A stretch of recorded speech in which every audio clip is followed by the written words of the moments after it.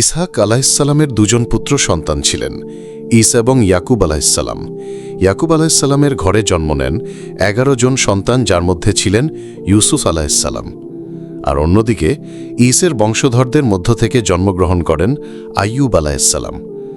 আল্লাহ সুবহানাহু ওয়া তাআলা যখন আইয়ুব আলাহিসাল্লামকে তার নবী হিসেবে বেছে নেন, তিনি হেব্রন শহরে আল্লাহর বাণী প্রচার করা শুরু করেন, আরবি ভাষায় যা হাওরান নামে পরিচিত। আইয়ুব আলাহিসাল্লামের নাম উল্লেখ করলেই আমাদের মনে যেই শব্দটি আসে তা হল সাবর, ধৈর্য ধারণ করা। অথচ তার জীবনের শুরুটা এমন ছিল যে তার জন্য সাবরের চেয়ে শুকুর অর্থাৎ শুকরিয়া আদায় করাটাই বেশি প্রাসঙ্গিক ছিল। আইয়ুব আলাহিসাল্লাম অঢেল সম্পদের মালিক ছিলেন। জমিজমা, ক্ষেত, খামার, গবাদি পশু থেকে শুরু করে সে সময়ের ধনসম্পদ বলতে যা বোঝাতো সব কিছুই তার ছিল। সেই সাথে তিনি ছিলেন অত্যন্ত সুদর্শন একজন ব্যক্তি এবং তার স্ত্রী ছিলেন ইউসুফ আলাহিসাল্লামের বংশধরদের মধ্য থেকে একজন পুণ্যবান নারী, যার সাথে তার ছিল অত্যন্ত ভালোবাসাপূর্ণ সম্পর্ক। আল্লাহ তাদের অনেক অনেক সন্তান সন্ততিও দান করেছিলেন, কিন্তু আল্লাহর এত নেয়ামত কখনো তার অন্তরে দাম্ভিকতা সৃষ্টি করেনি, বরং তিনি ছিলেন আল্লাহর প্রতি সদা কৃতজ্ঞ একজন বান্দা। তিনি ছিলেন অত্যন্ত দানশীল একজন মানুষ। যে কোনো ব্যক্তিই যদি তার কাছে কিছু সাহায্যের জন্য আসতেন, তিনি তাদের কোনো না কোনোভাবে সাহায্য করতেন। এবং তিনি যত বেশি মানুষের সাহায্য করতেন, যত বেশি মন খুলে দান সাদকা করতেন, আল্লাহ ততই তার সম্পদগুলো বৃদ্ধি করতে লাগলেন এবং তত বেশি তার নিয়ামত দিয়ে তার নবীকে সমৃদ্ধ করতে থাকলেন। ইমাম ইবনে কাসির রাহিমাহুল্লাহ তার কাসাসুল আম্বিয়া গ্রন্থে উল্লেখ করেন, আইয়ুব আলাহিসাল্লামের ন্যায়পরায়ণতায় ইবলিসের মনে এক অসম্ভব হিংসা তৈরি করে। সে যত কৌশলী আইয়ুব আলাহিসাল্লামকে পথভ্রষ্ট করার চেষ্টা করে, কোনোটাই কাছে দেয় না, বরং আইয়ুব আলাহিসাল্লাম সব দিক থেকেই উত্তমভাবে আল্লাহর ইবাদত করতে থাকেন। ইবলিস আর কোনো উপায় না পেয়ে স্বয়ং আল্লাহর কাছেই দোয়া করে বলে, আল্লাহ, আপনার এই বান্দা আপনার প্রতি শুধু এ কারণেই কৃতজ্ঞ কারণ আপনি তাকে এত এত দুনিয়াবী নিয়ামত দিয়েছেন। আপনি যদি তার ধন সম্পদ, সন্তান সন্ততি নিয়ে নেন, তাহলে সে আপনার ইবাদত বন্দেগী করা বন্ধ করে দেবে। আল্লাহ সুবহানাহু ওয়া তাআলা হচ্ছেন আল আলিম। তিনি তো স্বয়ং আইয়ুব আলাহিসাল্লামের চেয়েও ভালো জানতেন যে তিনি তাকে অজস্র নিয়ামতে আবরণ করে রাখলে আইয়ুব আলাহিসাল্লাম কেমন করে ইবাদত করবেন, আর তার কাছ থেকে সব নিয়ামত নিয়ে নিলেও তিনি কেমন করে আল্লাহর ইবাদত করবেন। তিনি ইবলিসের দোয়ার উত্তরে আইয়ুব আলাহিসাল্লামকে এক কঠিন পরীক্ষার সম্মুখীন করলেন। আল্লাহ সুবহানাহু ওয়া তাআলা আইয়ুব আলাহিসাল্লামের সামনে প্রথম যে পরীক্ষাটি দিলেন তা হলো সম্পদের পরীক্ষা। আল্লাহর অনুমতিতে আইয়ুব আলাহিসাল্লামের যে বিরাট সম্পত্তি ছিল, জমিজমা, হাজার হাজার গবাদি পশু, বিরাট ধনভাণ্ডার, সব কিছু ধ্বংস হয়ে গেল।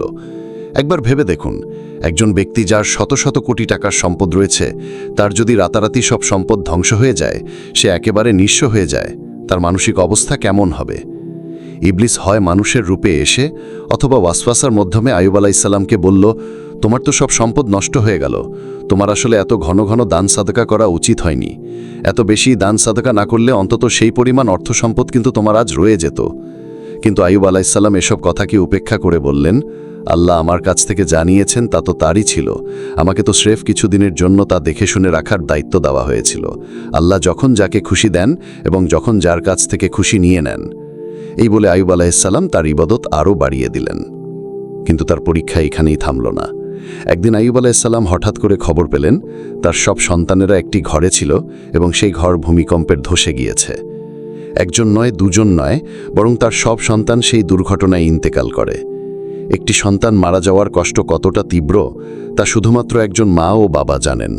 প্রাপ্তবয়স্ক সন্তান তো বটেই, যে মায়ের সন্তান জন্মের আগে পেটে থাকা অবস্থায় মারা যায়, সে মাকে জিজ্ঞেস করলে দেখা যাবে তিনি তার সেই জন্ম না হওয়া সন্তানকেও কখনো ভুলতে পারেন না। সেখানে একজন নয়, দুজন নয়, সব কজন সন্তান একই দুর্ঘটনায় মারা যাওয়া, এটা কি কোনো বাবা মায়ের পক্ষে সহ্য করা সম্ভব? কিন্তু তীব্র শোকের মাঝেও আইয়ুব আলাইহিসসালাম বললেন, আল্লাহ কখনো দেন আর কখনো নেন, তিনিই ভালো জানেন তার বান্দার জন্য কোনটা উত্তম। তাই আমি আমার ঈমানে দৃঢ় থাকব এবং আমার রবের প্রতি কৃতজ্ঞ থাকব। ধন সম্পদ হারিয়ে, সন্তান সন্ততি হারিয়ে এবার আইয়ুব আলাইহিসসালাম মুখোমুখি হলেন সবচেয়ে বড় পরীক্ষার। এতদিন এসব কিছু হারালেও তিনি নিজে সুস্থ ছিলেন, কিন্তু ধীরে ধীরে সেই সুস্থতাও তাকে ছেড়ে যেতে লাগল। তিনি ক্রমশ দুর্বল হয়ে পড়তে লাগলেন এবং তার দেহে নানা ধরনের রোগ ব্যাধি দেখা দিতে লাগল। এই পর্যায়ে সমাজের মানুষের মধ্যেও কথা ছড়াতে লাগল যে আল্লাহর এত ভালো একজন বান্দা যে সবসময় ইবাদতে মশগুল থাকত, তার জীবনে একের পর এক এত বড় বড় বিপদ আসছে, নিশ্চয়ই সে গোপনে এমন কোনো ঘৃণিত পাপ করেছে যার কারণে আল্লাহ তাকে শাস্তি দিচ্ছেন। তার রোগবালাইয়ের কারণে সমাজের মানুষেরা তার থেকে দূরে থাকতে লাগলো এবং মনে রাখা ভালো যে সেই মানুষেরাই যখন সাহায্যের জন্য তার কাছে হাত পেতেছিল তিনি কখনো তাদের ফিরিয়ে দেননি, বরং কোনো না কোনোভাবে তাদের সাহায্য করে গিয়েছিলেন। অথচ আইয়ুব আলাইহিস সালামের দুঃসময়ে তারাই তাকে দোষারোপ করতে লাগলো এবং তার থেকে দূরে সরে গেল। এবং এই পুরো সময়টা জুড়ে শুধু একজন ব্যক্তিই ছিলেন যিনি তার পাশে ছিলেন এবং তাকে সহযোগিতা করে গিয়েছিলেন, এবং তিনি ছিলেন তার স্ত্রী। আইয়ুব আলাইহিস সালামের অসুস্থতা যখন এত বেশি হয়ে পড়ল যে তিনি একেবারে শয্যাশায়ী হয়ে পড়লেন, সেই অবস্থাতেও তার স্ত্রী তার দেখাশোনা করতে লাগলেন। এভাবে মাস গড়িয়ে বছর পার হয়ে গেল, অবস্থার কোনো উন্নতি হলো না। বছরের পর বছর পার হয়ে যাওয়ার পর একদিন আইয়ুব আলাইহিস সালাম তাদের এত কষ্ট সহ্য না করতে পেরে তার সামনে কেঁদে ফেললেন এবং বললেন, আর কতদিন তুমি তোমার রবের পক্ষ থেকে এই কষ্ট সহ্য করে যাবে? তুমি আল্লাহর কাছে এই কষ্ট সরিয়ে নেবার জন্য দোয়া করছো না কেন? আইয়ুব আলাইহিস সালাম বললেন, বলো তো আমি কত বছর সুস্বাস্থ্য আর ধনসম্পদ উপভোগ করেছি? তার স্ত্রী বললেন, ৮০ বছর। আর আমি কতদিন ধরে এভাবে কষ্ট পাচ্ছি? তিনি বললেন, ৭ বছর। আইয়ুব আলাইহিস সালাম বললেন, তাহলে আমি আল্লাহর কাছে এই কষ্ট থেকে মুক্তি পাবার দোয়া করতে পারি না। আমি যতদিন তার নিয়ামত উপভোগ করেছি ততদিন তার পরীক্ষার সম্মুখীন হইনি। এই বলতে বলতে তিনি তার স্ত্রীর সাথে রাগ করে বসলেন এবং এরপর তিনি আল্লাহ সুবহানাহু ওয়া তাআলার দিকে ফিরে বললেন, স্মরণ করো যখন আইয়ুব তার রবকে ডাকল, আমি দুঃখ কষ্টে পতিত হয়েছি আর আপনি তো সর্বশ্রেষ্ঠ দয়ালু।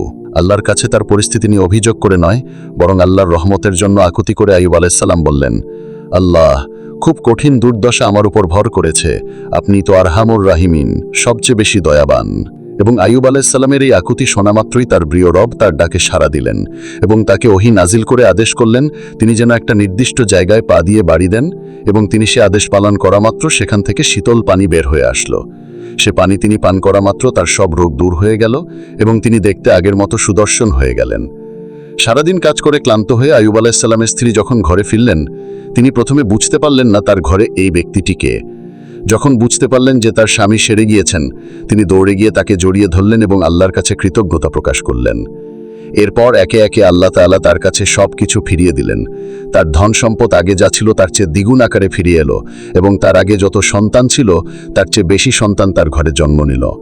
আইয়ুব আলাইহিস সালামের জীবনী থেকে আমাদের অনেকগুলো শিক্ষা নেওয়ার আছে। কারো জীবনে খারাপ কিছু হওয়া মানেই এই নয় যে আল্লাহ তাকে শাস্তি দিচ্ছেন, বরং আল্লাহ তার প্রিয় বান্দাদেরও পরীক্ষা করে থাকেন এবং সেই পরীক্ষার মাধ্যমে তারা আল্লাহর আরও প্রিয় হয়ে ওঠেন। আমাদের দুঃসময়ে আমাদের পাশে দাঁড়ানোর মতো মানুষ হয়তো খুব কম থাকবে, বরং সমাজের কিছু মানুষেরা হয়তো আমাদেরকেই দোষারোপ করে বসবে। এসব মানুষের কথায় মন ক্ষুণ্ণ না হয়ে বরং আল্লাহর কাছে সেসব মানুষের জন্য কৃতজ্ঞ হওয়া উচিত যাদেরকে তিনি এমন কঠিন সময় আমাদের জীবনে পাঠিয়েছেন, যারা সর্বদা আমাদের পাশে থাকে এবং আমাদের সহযোগিতা করে। আইয়ুব আলাইহিস সালাম তার অজস্র নিয়ামতের দিকে তাকিয়ে অনেকদিন আল্লাহর কাছে তার দুর্দশা থেকে রেহাইয়ের জন্য দোয়া করতেই লজ্জাবোধ করছিলেন। নবী হিসেবে তার সাবর ছিল অত্যন্ত উঁচু পর্যায়ের। সাধারণ বান্দা হিসেবে আমাদের উচিত যে কোনো রকম দুর্দশার মুখোমুখি হলেই দেরি না করেই আল্লাহর কাছে সাহায্য চাওয়া এবং মনে প্রাণে এটা বিশ্বাস করা যে এই দুর্দশা তখনই কেটে যাবে যখন আল্লাহ চাইবেন, এবং আল্লাহ তখনই তা চাইবেন যখন এই দুর্দশা কেটে যাওয়া আমাদের দুনিয়া ও আখিরাতের জন্য সবচেয়ে ভালো হবে। আইয়ুব আলাইহিস সালামের জীবনী থেকে আপনি আর কি কি শিক্ষা নিতে পেরেছেন কমেন্ট করে জানিয়ে দিন। সাবস্ক্রাইব করে সাথে থাকুন।